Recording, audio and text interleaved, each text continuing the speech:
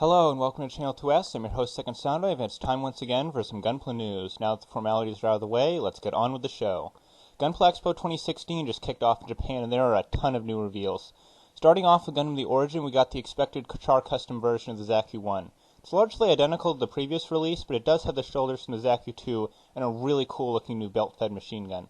I'm not a fan of the Zaku-1 design, but maybe it'll grow on me once I get around to watching the OVA. Next up, we have the Guncan Early Type, the first full mobile suit created by the Federation. I'm really loving the more subdued color palette as well as the asymmetrical shoulder guns. The only thing I'm curious about is whether or not this uses parts from Revive and how many runners it does use. Even if it does, still looks fantastic. Finally, we have what's being called Rambo Rowell's Goof. I'm saying being called because it's definitely not the goof Rowell traditionally uses, nor does it bear any resemblance to the prototype goof released earlier in the line. If anything, it just looks like a WAF. A really, really ugly WAF. Next, Revive models the Strike Freedom, which does make sense since it's so similar to the Freedom they already made. With the real grade being as fragile as it is, and the old high grade's less than stellar looks, it is a welcome addition. We're even getting a brand new HGUC kit we've never gotten before, the Ground GM. If you've been following MS Report over on Dan the Plastic Man's channel, then you already know that this design has been very high on my wish list for a long time. Normally I'd be celebrating right now, but the fact that this kit shares so many design elements with the Ground Gundam, and the fact that there have been other recent decisions that Bandai's made, I can't shake the feeling that this will end up being another exclusive. Until I get absolute confirmation this will be a mass retail release, I am not getting excited. A new Transient Gundam is being added to the Build Fighters OVA roster.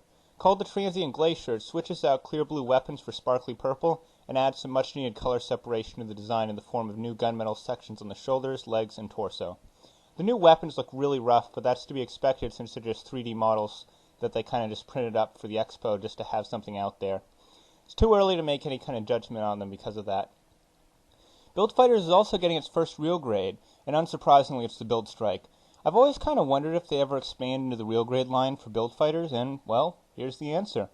This is another one that's a printed mock-up, so just like the Transient, it's, kind of rough, but even with that kept in mind, the shoulders still look really bad, like they're all squished and they kind of look mushy and almost like they were sculpted out of clay or something.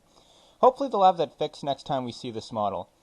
I am curious to see if this is going to be like a one-off thing, or if they'll continue this theme and make like some more Build Fighters real grades, so like, Dark Matter Exia, Sengoku Astray. I'm really curious to see how they end up panning this out.